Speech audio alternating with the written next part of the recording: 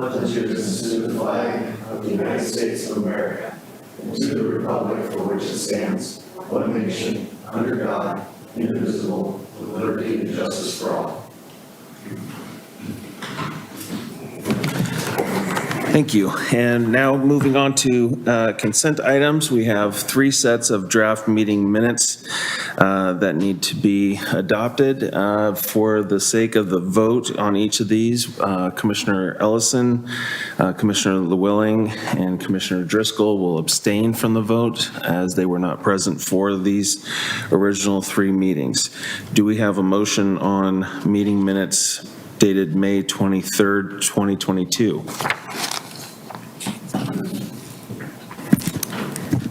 What was the date again?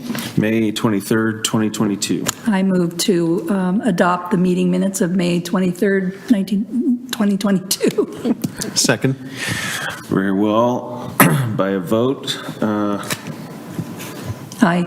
Aye. Okay, unanimously, we have adopted the meeting minutes of May 23rd, 2022, 4-0. As for draft meeting minutes dated June 13th, 2022, do we have a motion? Mr. Chairman, I'd like to make a motion that we approve the June 13th, 2022 meetings as submitted. Second? I'll second. Very well.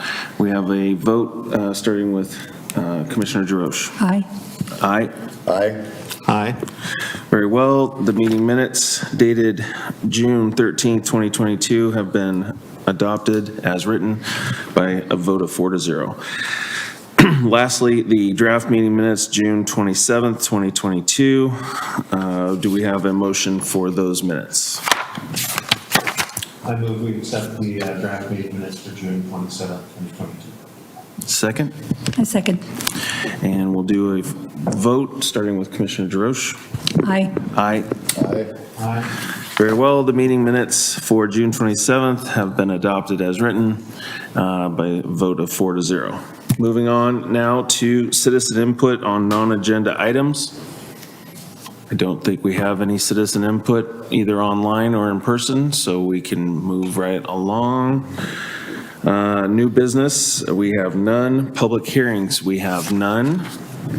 Now we'll move into the Planning Commission work session to discuss the following topic of the Housing Needs Assessment and Housing Production Strategy Update presented by Planning Director Don Hardy. Chair Ellison, did you want to read the script for that? We have one. Laney, do we have a script? Or the, it should be, you don't have it? Sorry.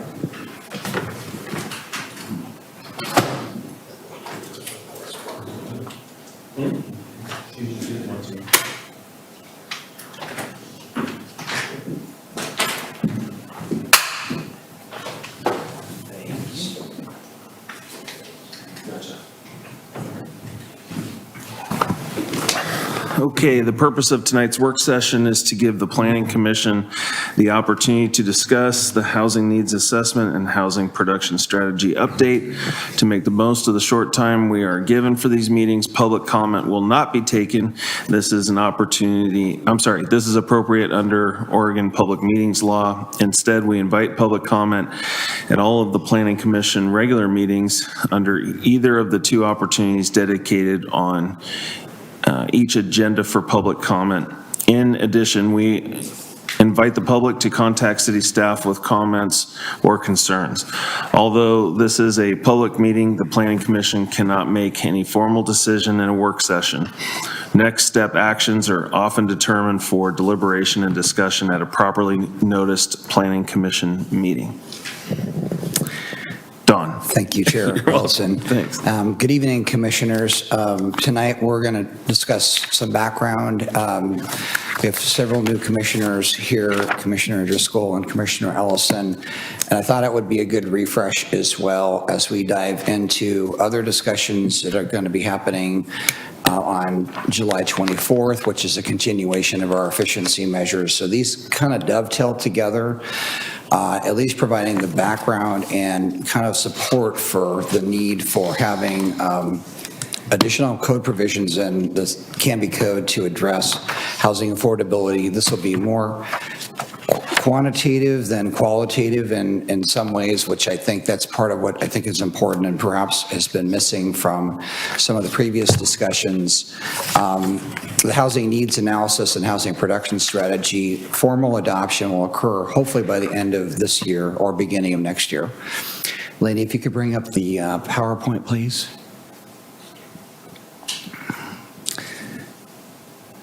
So go ahead and just jump to slide number 2, please.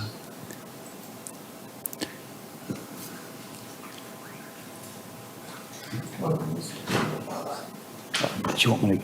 Yeah. Oh, thank you, thank you. Advance that. And. So, should be just, oh, here we go.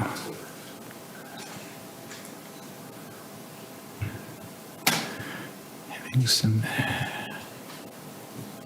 Yeah, one in it, green. what's that? Yeah, one in it, green. The way. This way? Sure, okay. Oh, you know what? Hold on.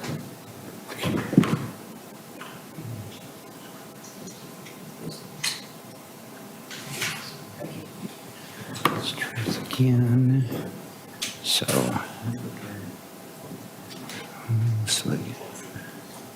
so I'm having a little difficulty advancing this. I apologize. Don, Yeah, you have to point it at the computer with the, this way. okay. Yeah. Okay, I must have. Okay. Let's try this again. And boom. There we go. Finally. So thank you for your patience. So starting out, just kind of overview, again, housing production strategy and housing needs analysis were 2 grants provided by the Department of Land Conservation and Development. All jurisdictions in Oregon are going through the same essential exercise, or they need to go through the same essential exercise that Canby has gone through. So it's helpful to get the grants, which provided funding for the process. So kind of what is a housing production strategy? It's a list of really specific strategies, which are tools for us to look at for implementation over a length of time. Whoops, sorry. Okay. It's a specific list of tools and to address future needs, and those would end up being adopted as part of the housing production strategy, which would ultimately be implemented through adoption of code provisions in the city code. And the residential, the housing production strategy, timing again is end of 2023, beginning of 2024. And kind of diving into, the basis of this, we're looking at roughly a population of around 19,000 people at the city now, and about 25,000 in 20 years.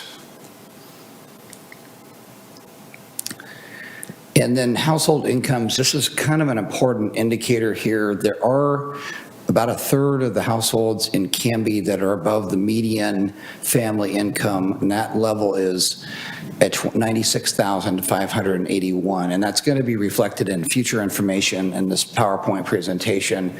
There is, however, a significant number of folks that make less than that median family income. So looking at the spectrum of what's needed based on the more high earners and also those that make less is really important. In Clackamas County, the median family income is average is $80,484. So you can see the 80,484 up in the upper right-hand corner of this slide. And I think the main takeaway on this slide is that there is The median family income, I think it's going to be important as we advance on these slides to look at the value of the home prices that people could afford based on that. And as you can see, and I'll just touch on this, the upper 120% of median or more of median family incomes, in other words, another $96,000 a year or more is in the range of $526,000 for a home or greater. And the next slide will talk about what we're seeing, however, in the price of homes in the city. And as I mentioned, only a third of the folks in Canby are at that level of the 120% above median family income. Dawn, may we ask questions? Yes, please. Where is the data that is explaining how they decided that somebody making 80 grand a year could get a mortgage for those? This is from FCS Group, and I could come back with more information on the specifics of that, but this is, I believe, market tested in terms of like at least what they've experienced as economists that put this together. Did you have questions on that? Yeah, I'd really like to see more information about what those assumptions were. You know, like how much was the actual income, like what percentage of the income to debt ratio was there for the people who were buying? Because really, based on my experience buying a house in the last decade, you could not buy a $350,000 house making 80 grand a year. And I think that would be the upper end of that, and I think that's, again, I mean, we can come back with more detail. I think the indicator here is hopefully, you know, this is maybe more positive perhaps, and it might even be worse to your point. I mean, It's yeah. pretty optimistic because the 80,000 is the middle range, the 80 to 120%. So they're saying that the lower end of affordability range will be 350 and the upper end 526. And I can tell you for sure, there is not a human being out there making 80 grand who's going to afford a $526,000 mortgage and still eat.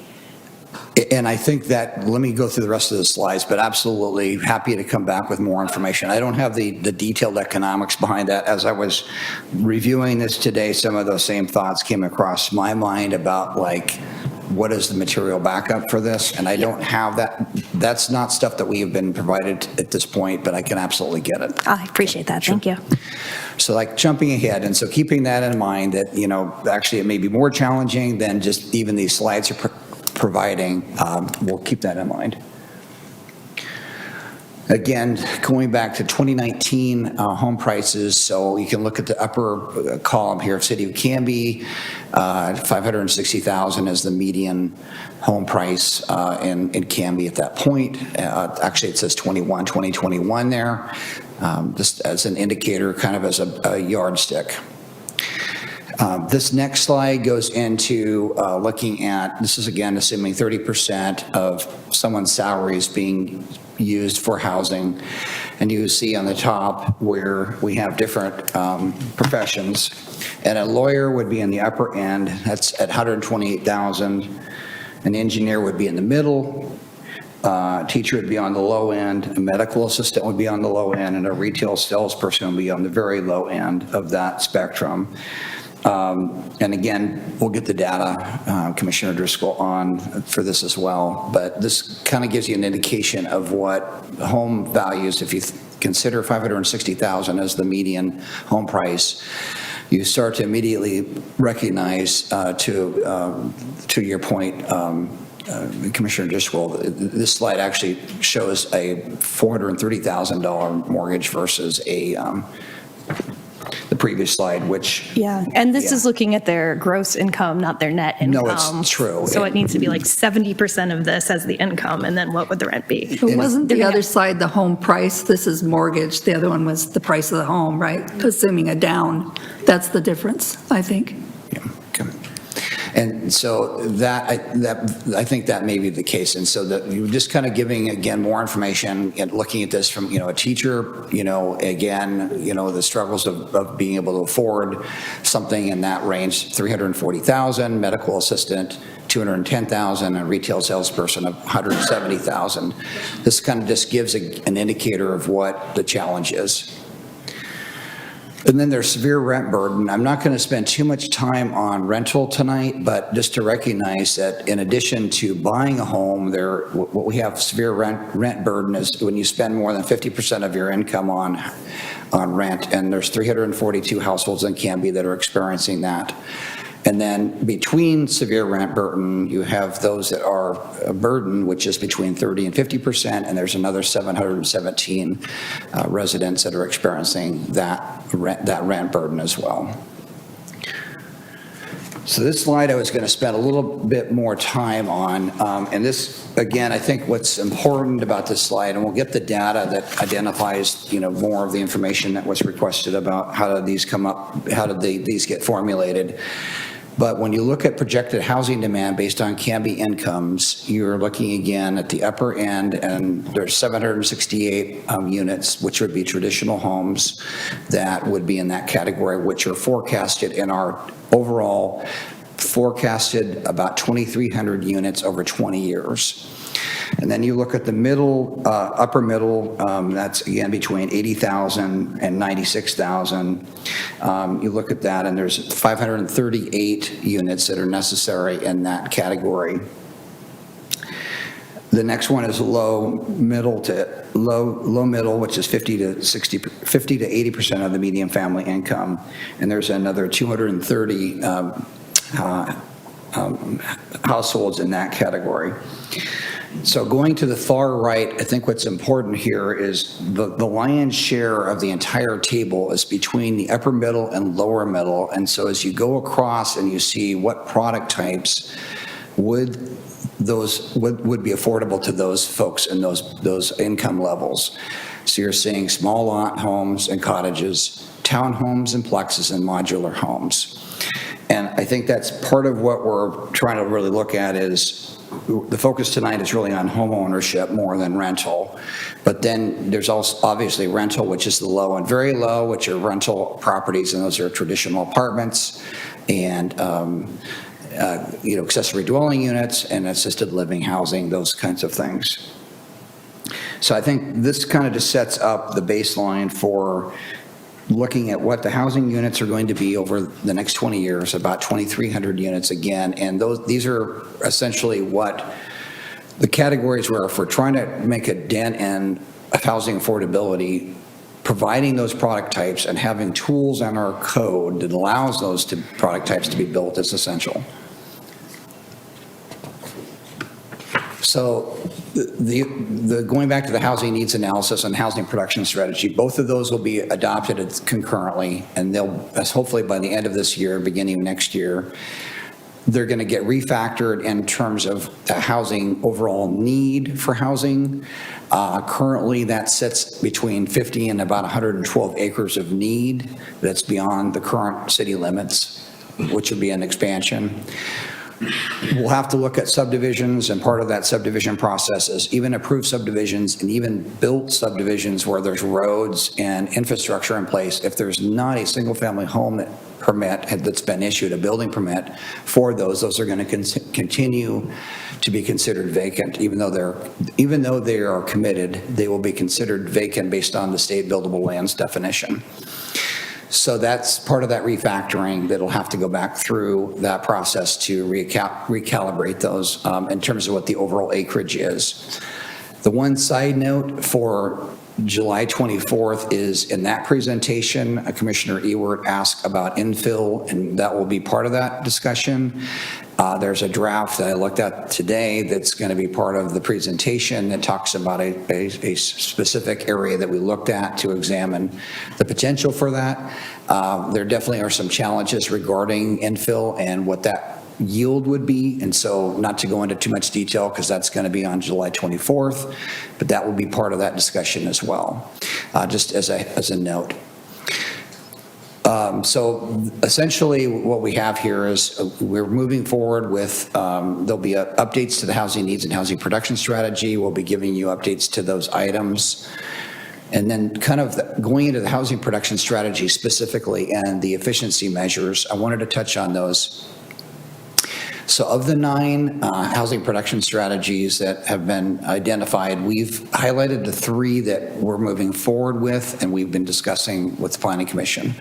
And that's cottage clusters, which smaller lots with smaller square footage homes on them, owner occupied. Doing planned unit development ordinance update, which would allow a more diverse mix of housing types. You might have traditional single-family detached homes, but you would also have some attached product as well. That'll be also part of the discussion.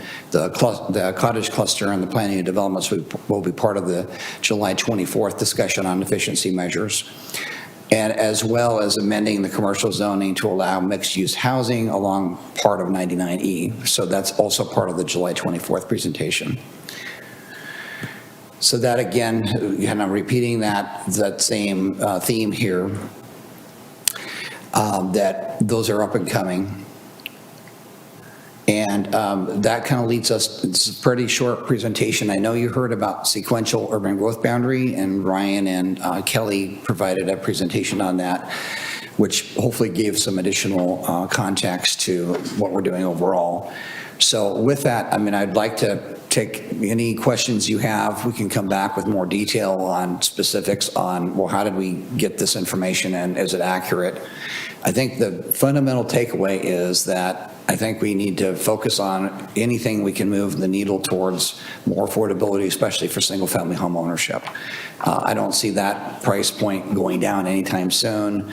I think it's critical when you look at the numbers and whether or not those are completely like dead on and dialed in.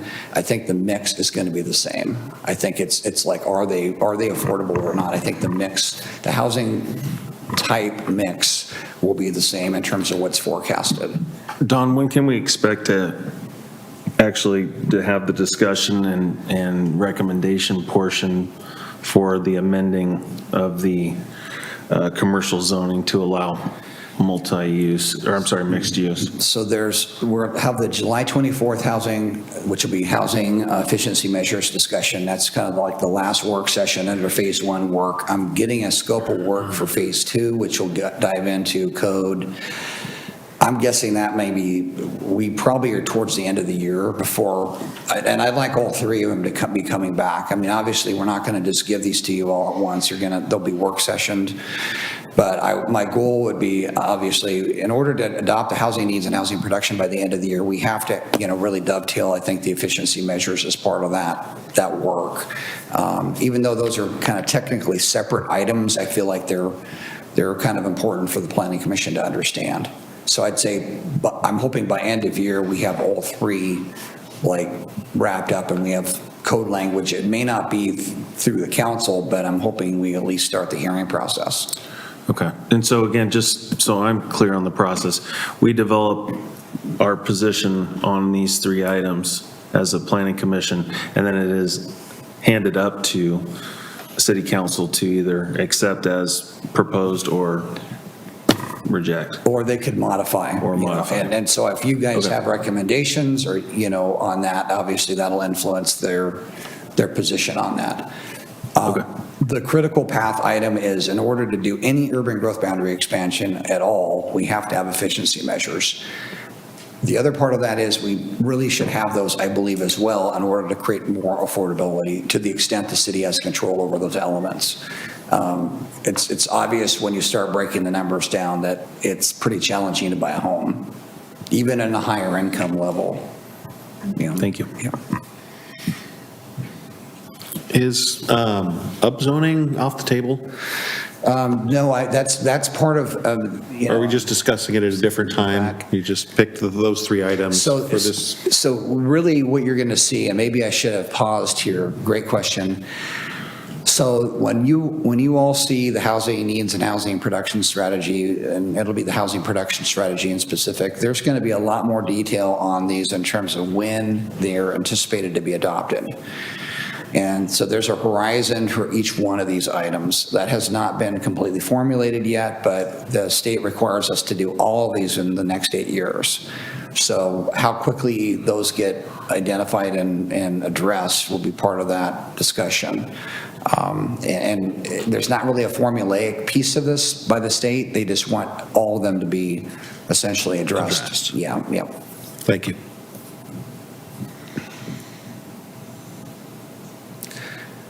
So there may not, you guys are probably getting drenched with like all this stuff. I mean, and perhaps.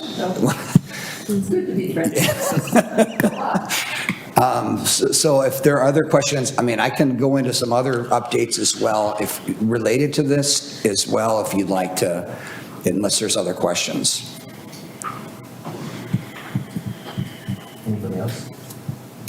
Could we see the slide again that has the breakdown of what percentages we would expect in the different types of housing? Absolutely, it's this one right here. So we're looking, if you look at the upper middle and the lower middle, I think that is a critical path item for the city. That's essentially the line in the sand about home ownership. And we'll get back to you on the detail, but I think that those are critical items that I think, and that relates directly to both strategies and the efficiency measures. See, I would say that I would be surprised if the mix stays the same once the income levels are adjusted for. Because once you adjust for the fact that this 34% that you're expecting can afford, based on the upper levels of $564,000 houses and above, I don't think that that number is ultimately going to be accurate, because really, people who are buying at that level are either established homeowners who have a significant amount of money available to them from their prior investment that they're rolling over into more expensive housing, and then a handful of people who do just independently have higher incomes. But if the average income for Clackamas County is 80 grand, and even though there are people who are going to be making more than that, there's going to be a lot of people in the lower low and very low. And if we need to focus on housing because this is the task at hand and we're not really looking at rentals, I think that lower middle is going to be a much larger portion of the pie if we're focusing on home ownership. Upper middle will be a little bit higher and upper will be a smaller amount. Don, so when you look at those numbers, are they taking into account maybe two incomes coming into a household? It's actually it's a singular, I mean. That's household income. It does help. I would say that is an indicator by itself, is that if you can obviously if you're more than 96,000 and that's combined, with, your partner, obviously that helps in terms of that situation, but we're really looking at more of a single income in terms of how it's reflected here. It's a single income. So this is not household income. This is a single individual income. So wouldn't we be looking at averages of household income since households buy houses? I think it's I think it's reflective of what the incomes are in Canby in terms of the going back to we were kind of individualizing this before to a lawyer, or an engineer, a teacher. So I think the composite of that is that's a really good question about median. How is median income? How is that formulated? Is it assuming two incomes or one income? And I don't have an answer to that. Who's buying the house? When we're looking at numbers, it's what household income is expected to buy what amount of house based on their assessment. And so what I'd like to do is I'm going to connect with FCS group, and I think it might be helpful for them actually to be part of this, because I think the granular nature of your questions will be helpful for them to answer. Just having a percentage with more than one name on the mortgage would be helpful for us to kind of parse through this a little bit. Yeah, no, and I think that to the point, I think they're going to be able to defend this, and I know that's a question here, but I mean, is this correct or not, or is it going to be all pushed down? Which means that there's more renters and there's more people in the lower middle to upper middle. That's the question I need FCS to answer. Yeah, and I'd be really strongly interested in learning more about what that breakdown is. Because again, I mean, I can only circle back to my own personal experience, but we were making more than $150 and we qualified for $480,000 of housing. We didn't have a whole lot of debt at that time. So if we were making almost twice what they're saying is the median income that a lot of this is based on, and qualified for a little bit less than 500. And the numbers don't add up based on what we're seeing here. And that was when the interest rates were low.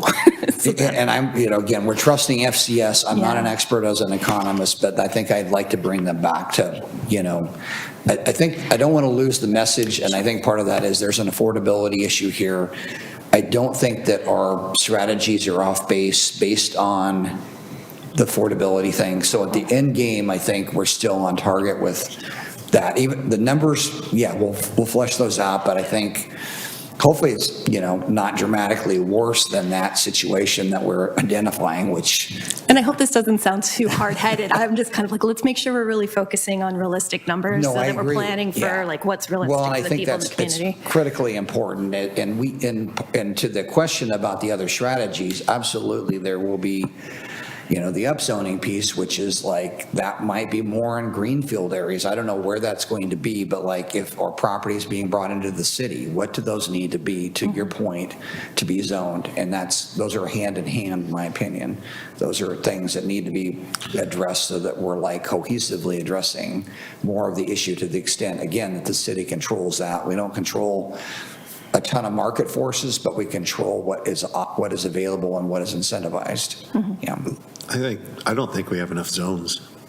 I mean, I don't think we have a dense enough zone to address this problem in our laws right now. And we have three, I would 100% agree. We have 3 zones, 3 residential zones, and I think there needs to be a more probably gradation of those, and how do those address those issues about connected back to affordability. I mean, I think you suddenly go from kind of single family jumping pretty intensely into high density, and there's really not a middle. I mean, the middle is really, R15 is really more of a single family zone with smaller lots than it is a multifamily zone.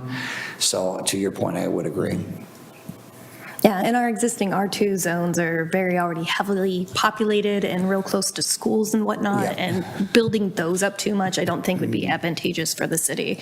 So if we're looking at what other zones can we make high density, potentially even in higher density than what R2 is, could be really beneficial for making this happen. Yeah, so I think that those are all really good points, and so let me make a footnote, and I'm not sure when FCS will come back because we have other things I'll be talking about the next several meetings, but I'd like to bring them back so we can speak to that. And obviously, this will all happen before the housing needs, housing production you ever see that in terms of an adoption process. So I have a quick question. So, we've talked a lot about how the state has mandated, like if you have an R2, you can put, 9 on it or something? I can't remember, 5. So if we start adding different microzones, for lack of a better term, how does that correlate to what the state has mandated? And there's several elements, and I was going to touch on some of those tonight. Okay, sorry, Don. No, you're good, you're great. So I think the state basically is really twofold, is on our housing needs and housing production. So our needs that are identified in the housing needs analysis identifies what we need to accommodate. And that's, again, what's in question here, to make sure those numbers are right. And so we are actually then distributing zones accordingly. So they're actually, in principle, there'd be enough land available to accommodate those folks, those projections over time. We are doing that. So that part is happening, and we're formulating that. Since we are outside of Metro, we have fewer regulatory, requirements, and so it's largely up to us to accommodate the forecast. There is another piece that you're, I think, reflecting, though, however, which is House Bill 3414, which died by 1 vote. That was something that was related to the state being able to preemptively say that that the city cannot deny variances for things like setbacks and parking. And the governor apparently still wants to come back and push that forward again, according to the article I read. She feels that's part of her mandate to create 30,000 homes over across the state of Oregon. but it got somewhat controversial and ironically with the environmental communities. I mean, so they were not in favor of it, which I found kind of interesting.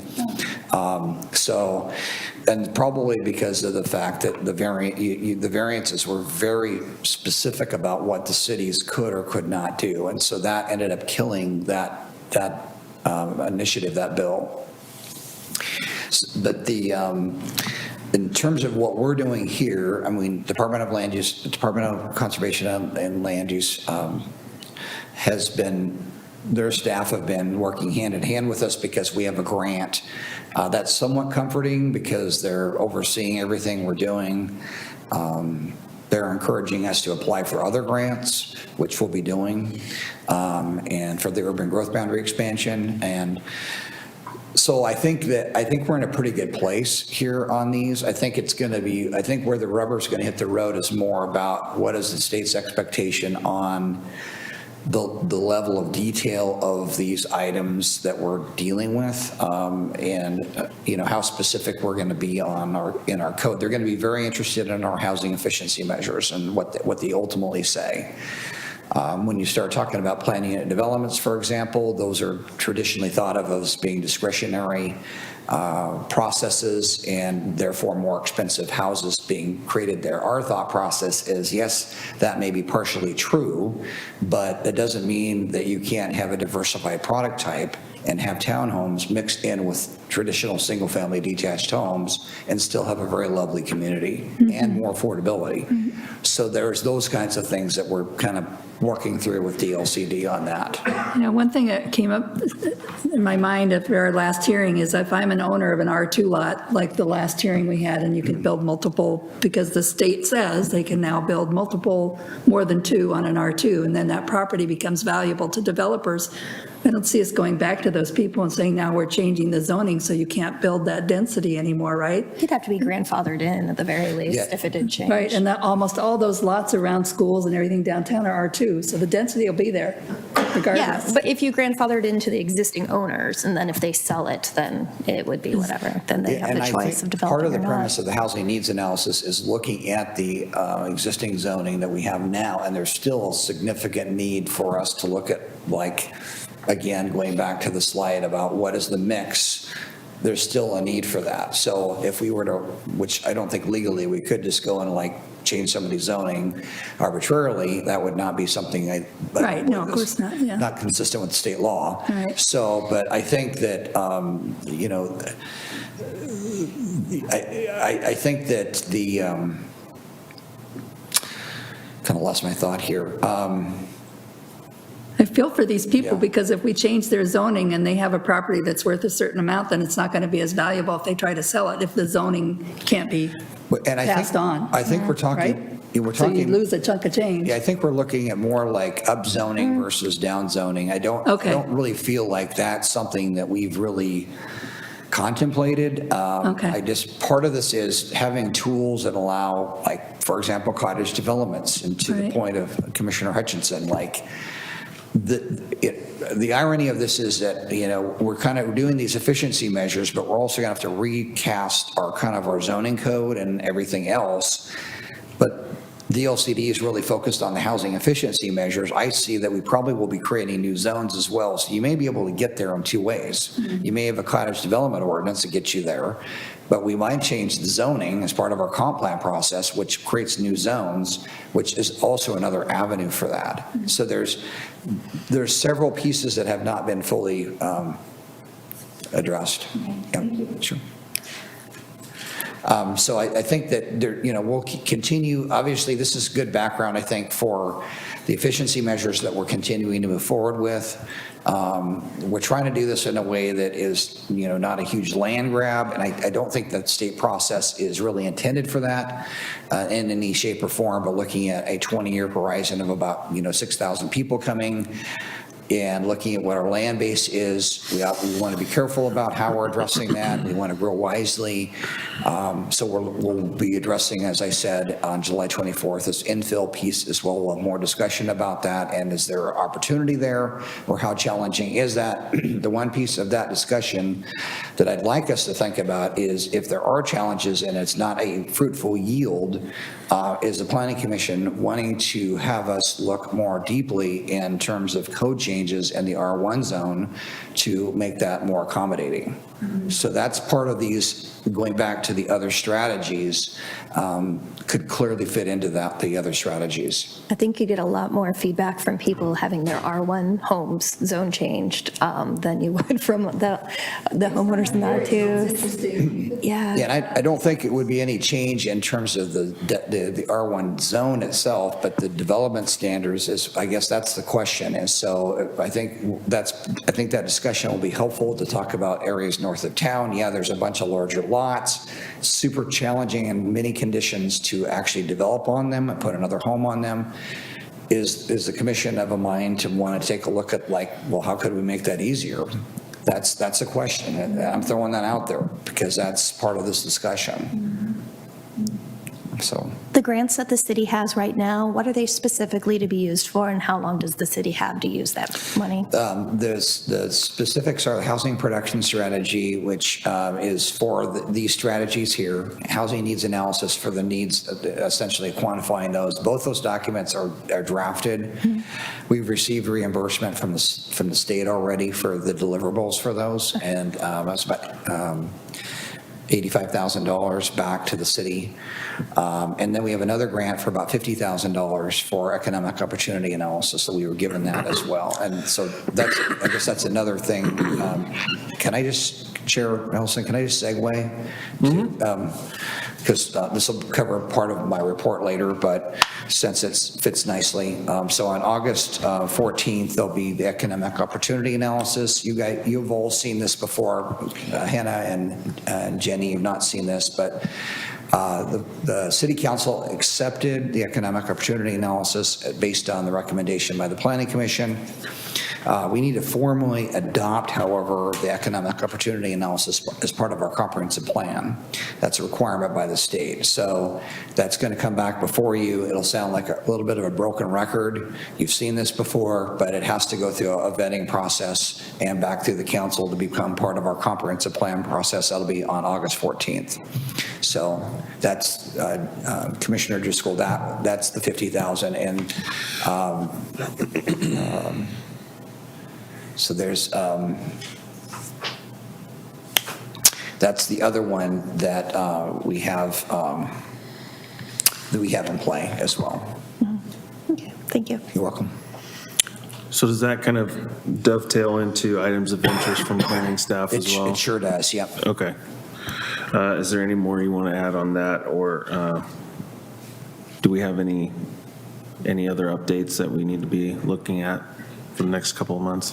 The only other, those are really pretty much July 24th efficiency measures, August 14th economic opportunity analysis, and then we don't have anything so far on August 28th. But No hearings coming up. There could be a hearing. I don't have a complete list yet, but there may be a hearing item.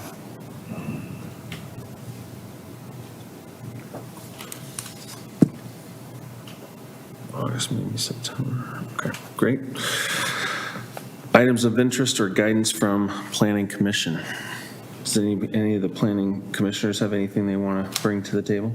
I wonder, I don't know if we've seen this, Don, but I wonder for the things that we've been talking about tonight in the economic opportunity assessment, can we see a Gantt chart that would have some kind of, when certain milestones might happen? I've had people ask me, well, when might we know what the new urban growth boundary will be? And I know that's, just say subject to change, subject to change, subject to change, but it would be nice, for me anyway, just to wrap my head around when certain things get adopted and what happens after that, from just a very 100,000-foot Gantt chart would be nice. Absolutely. Okay, thank you, Don. Yeah, and that's part of that, and I know even the sequential comprehensive plan process is a little bit all over the map, like, Yes. what did you just say? You know, I mean, it's like, because there's like 6 elements to it, I mean, so. Yeah, we know. So, yeah, I think a bullet list or, some sort of chart we can absolutely provide. A timeline. Yeah. Chart and timeline, okay, so. Any other commissioners? Don, I was wondering if you had a chance to look over that article I sent you a link to regarding parking requirements within a certain distance of a major arterial, I think is what it said. And I saw that, and I was trying to get out on vacation. And I don't opened blame it, you. but was going to reply back, and I did not have a chance, and I forgot about it. My general take on this is we're not in Metro. There have been many of these that have floated by, like, here's a new standard, and in almost every circumstance, it does not apply to us because we're not subject to Metro. So I believe that is the same one. One of them was Corvallis. I mean, they listed the planning staff from many different communities, and ideally what the deal is that it modifies the parking requirements within a certain distance of a major highway or a road or arterial. And so one of the things that the planning staff who was being interviewed for the article said is that they could just go like this. They're like, sorry, parking requirements are what they are. You can go talk to Salem about it if you'd like. And they were really happy about it because what it did was it allowed them to, to change parking requirements without it, dealing with their own constituency. And it's just like, like that's the same kind of thing like what they're doing with duplexes and such. And so one of the things that they showed was some little diagrams of how towns were changed, and that like major swaths of some towns just kind of ceded their parking requirements because of the orientation of the roads that went through it. And there was a lot of different towns up and down the valley where they were talking about this. And so it was kind of an interesting. So what was the shift? They were saying that there needed to be. They were lowering parking requirements within distance of certain commuting aisles, I guess you'd call it. And the idea being that there were more opportunities for you to get Uber or public transit or all these other things if you were within a certain distance of these roads. And so it lowered statewide the parking requirements for those. I will review that and report back on that. And again, there's some complexity to this as well because we are not a medium-sized city yet. I mean, we're kind of. Well, we're not in the next. medium. We're not in the next. We're not in the next threshold, which is 25,000. When we in 20 years, which is our forecast, at 25,000, a lot of other things start to come into play as well. That may or may not reflect in terms of Corvallis. I'm not sure what their population is, but so just I know they're outside of our area, but I will look at that and get back to you. And it's usually, because there's been other things, because I know Bob Cameron was really upset about something. I said, Bob, this doesn't even apply to us. I contacted the state and talked to the guy that was the lead person. It doesn't apply, but hopefully that's the same. Because I'd rather have us control our own destiny. Ryan, did you have comments on that? Yeah, Corvallis is its own metro, so Corvallis, Albany, Eugene, Salem, Medford, and Bend are all like metros, sort of like miniature versions of Portland Metro. So I don't know about this particular thing, but I think there are some things that are for the metros, the 6 or 7 of them that we have. So that might be it, because you said Corvallis, but so we can consider it. Yeah, thank you. So we'll, obviously important. Parking is such a fun discussion People point. love to talk about Here. parking. Hey, if we don't have transit, we need it. Well, just as an aside, on the transportation, hey, thank you, Ryan. On the transportation system plan part, there will be a high-level discussion around, or some considerations around parking and future needs. And changing standards.